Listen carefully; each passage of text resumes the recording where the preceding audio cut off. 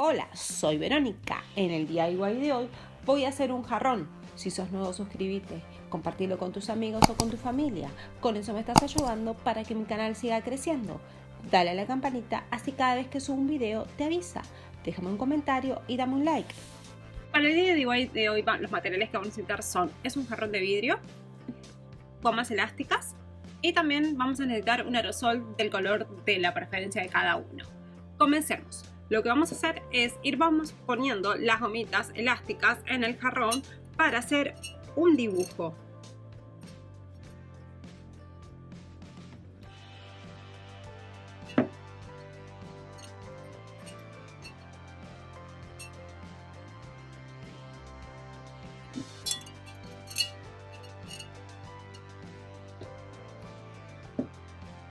Yo lo que estoy usando son gomas elásticas de diferentes grosores.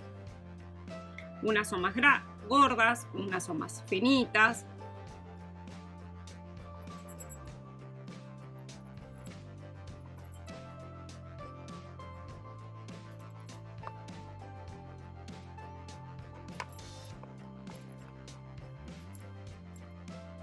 Bueno, yo lo voy a dejar así. Lo que voy a hacer ahora es pintar con el aerosol que yo elegí, el color que yo elegí.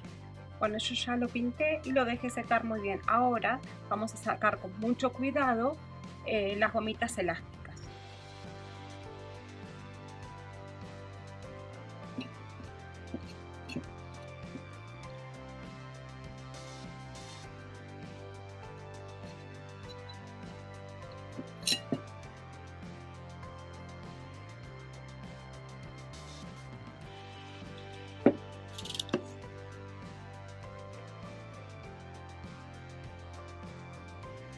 Se pueden ayudar con un cúter, con una tijera.